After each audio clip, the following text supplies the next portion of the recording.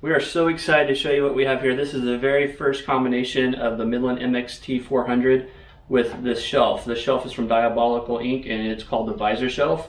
Simply just bolts in on either side here onto your Jeep. But what we're going to show you first of all, before we get too much further into this video, is how exactly what comes with the MXT 400 and what it is. This is going to be a MicroMobile GMRS radio, and then we're trying to play around a little bit with this, but all you have to do is just talk to your buddies here and flip it right back on. And there's still going to be plenty of room, but this is going to be melted solid right above your rear view mirror. So let's go ahead and look at this video real quickly on what is inside with the MXT 400 from Midland. Alright, what we have here is the Midland MicroMobile GMRS two-way radio. This is their strongest radio. This is a 40-watt version. It has 15 channels. And it also has, if you look here at the bottom, it says that it's got the talk to other handheld GMRS radios as well. So if you have other ones, people that are on the trail with you, you'll be able to communicate them as well. It's not just a two-way or anything like that. It's actually GMRS, so it can work with other GMRS radios. So let's go ahead and take a look and see what's inside. Again, everything is in here that you would need except the antenna itself. And this is the MXT 400. So when we first open it up, we see that there is a Midland sticker, has the instruction booklet, and then what I noticed is there's also a little quick card here. It shows you all of the capability, and also here on the back. The back shows it's also got an extended power jack if you want to do that for external power jack, as well as a speaker jack, and then you have your typical antenna connection right here. And then again, it's pretty lengthy instruction booklet, but it's got a lot of functionality, so definitely want to take at least breeze through that a little bit and get yourself familiar with the GMRS radio. So let's go ahead and open it up. And this is a pretty hefty radio. Again, this is 40 watts, so it needs to have a little bit of weight to it. But again, it's all micro. It's very, very small, but you can see it's got a nice display here of what it would show. And then we've got here, when we turn this, there's a little bit of a feedback to it, so you can feel a little bit of a click. So these are your channels here, and your volume, power right here, and this is where you're going to plug in the mic right here. So as we keep going through this, it feels a little heavier than just what card would be, so let's see if there's something on the back. And there is. So this is going to be your mount if you decide to use that, and you can see on the bottom there's a lot of different options for mounting, and then you'll have a little bit of adjustability here on the side. And the way that this works is there's going to be just a really quick plug and play almost for your power adapter, and then you can see here there's a fuse that protects not only the CB, but there'll be another set of fuses here you'll see for the actual power to the battery. So you can see here there's the additional fuses I was mentioning, and then there's your plug. And then there's also some hardware for you so that you can plug the mic to, clip it on if you want. And then this is all your mounting hardware. And last but not least is going to be the mic.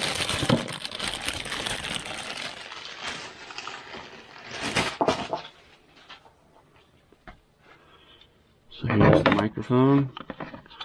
It's got the Midland logo on it. You have your up and down here, and your push to talk. And then again, it's got that nice hefty clamp that you can use to put that wherever you want on your rig. Alright, now that you've had a chance to see what the MXT 400 looks like inside the box, we're going to go show you now for the installation. You're going to need some very simple tools. It's going to be a Phillips screwdriver, a T20, and then the 13mm socket. And if you do have a really fine, thin, layered socket, that's the best for when we'll use it for our shelf later on. And then what you're going to be doing is you'll be removing these pieces of hardware. This is the only one that might give you a little bit of trouble. It's just the plastic with the Phillips screwdriver. You have to kind of turn that in. And we found out by pulling this around a little bit and then pulling it back, it makes it a lot easier to remove that. And then your other two. There's going to be this one below. That's going to be for the visor. And then there's two more under the visor as well. We need to remove that on one side. That gives us our access to run our wires. So we're going to go ahead and show you what we're going to do by simply opening the door And we're going to be removing this piece right here, which was the removal tool. This piece here and right here. And if you do have a Bluetooth speaker that's in your Jeep, when you go to pull this section right here, and we'll show you a little bit more, there's going to be a cable inside here, and you don't want to pull this too hard because you need to disconnect that clip. You don't want to break that off for your Bluetooth. But again, we're going to move these 3 pieces right here. This visor will be removed, and then we'll have access to where we can run our wires, because we've already run our wires from the Jeep, from the battery to, as you can see right here, we're going to then run that up through here and then over. So it'll be a really nice clean installation. So we're going to go ahead and jump in the Jeep here, and we're going to start ripping this plastic surrounds off.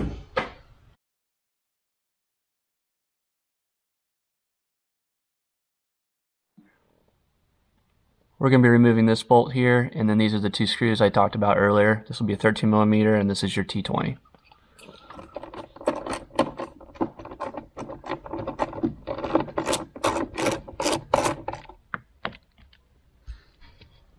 Didn't mean to hit that.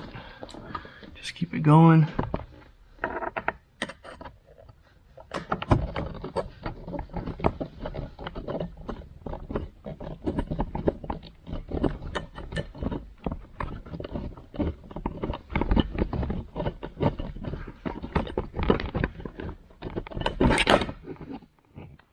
You're going to be removing this piece right here, and this is going to be located in the second hole right here. And what I mentioned before, sometimes this will be hard to get started. So what you need to do is if you pull this out a little bit and pull, that's going to allow you to unscrew this. You just use a Phillips screwdriver right here on the top. So we've already removed that right here. Now what we're going to do is we're going to pull gently, and right here, if we just pan up a little bit, you can see right here is the speaker.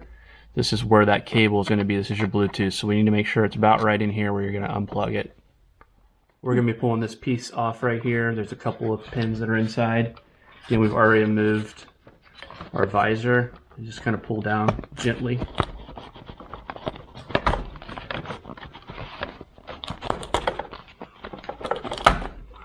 I mentioned that the cable you need to be careful of is right here, and this is the gray plug. You just squeeze this plug right here and pull it out. This is again the Bluetooth connection.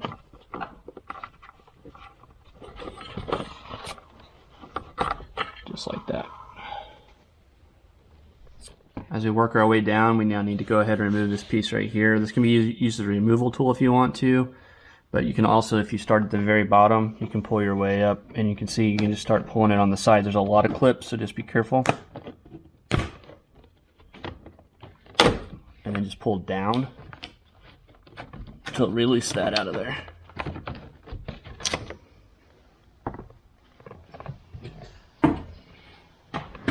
And then we just have one piece left. Is this right here? We're going to remove this.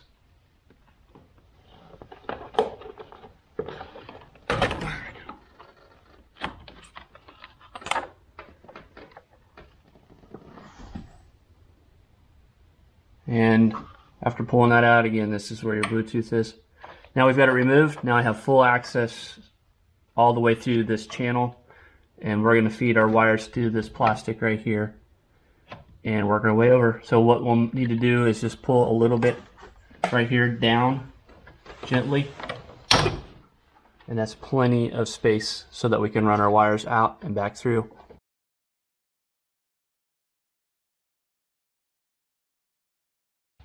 Now we're going to go ahead and adhere the GMRS radio to the shelf itself.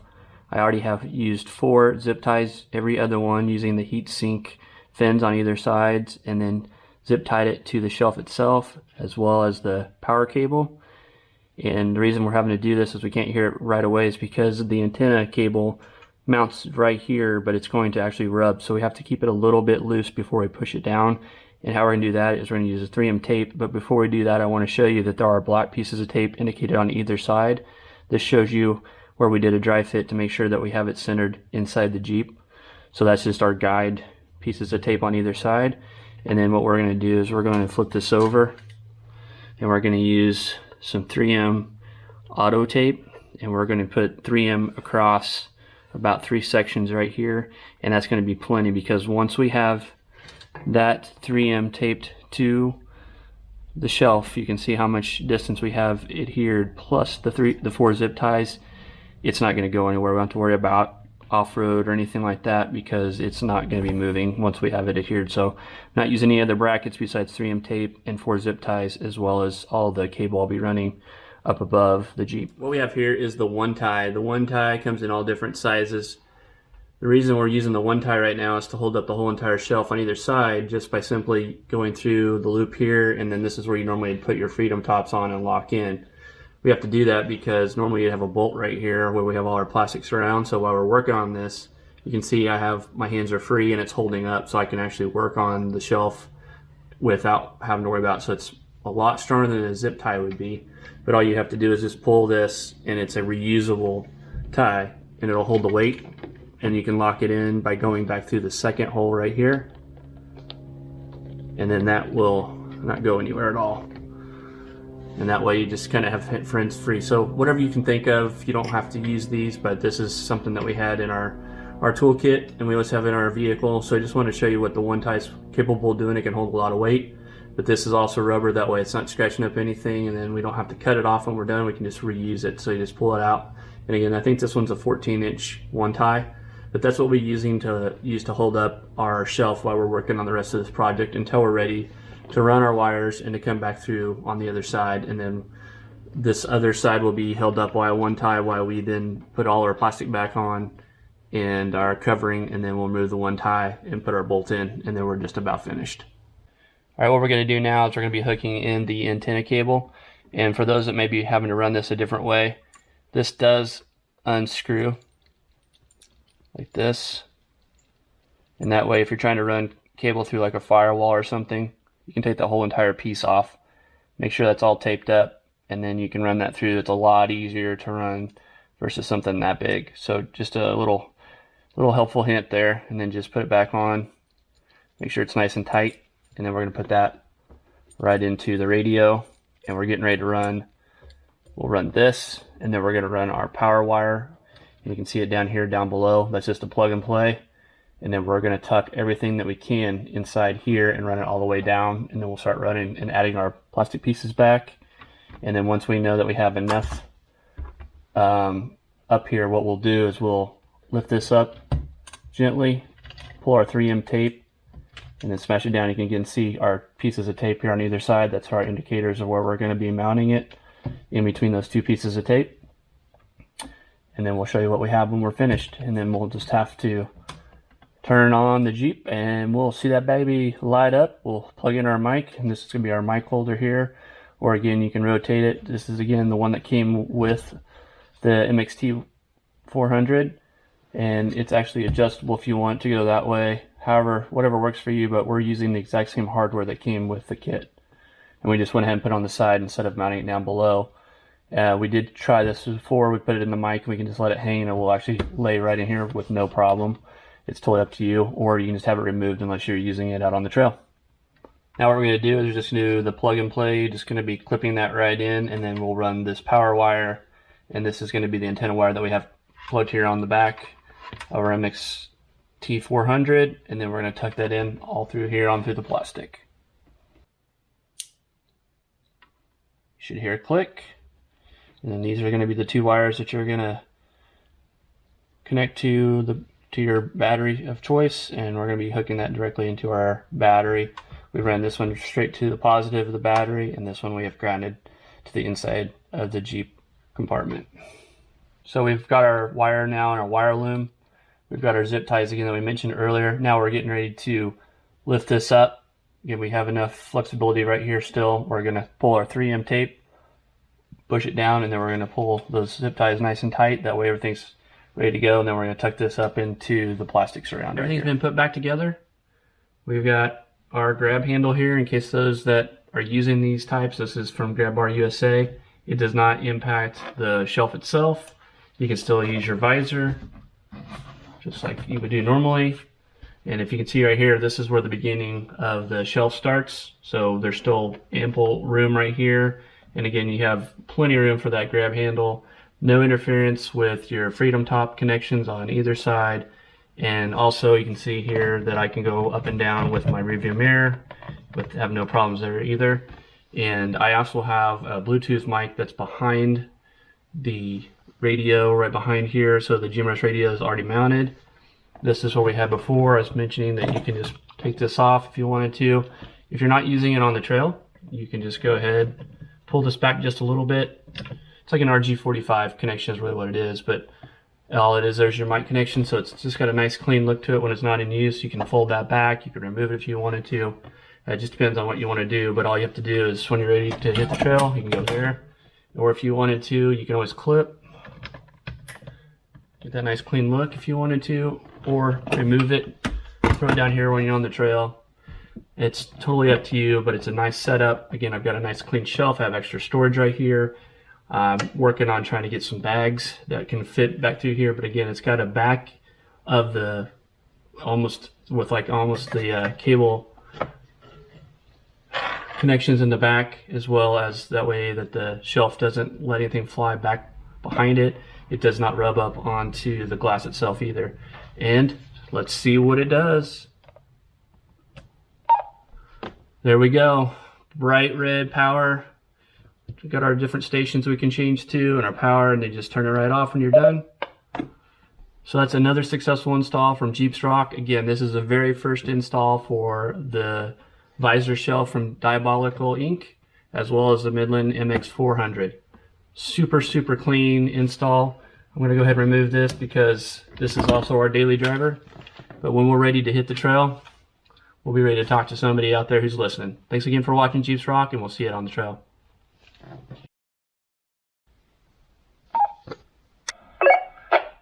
If you enjoyed this video, please hit that like button.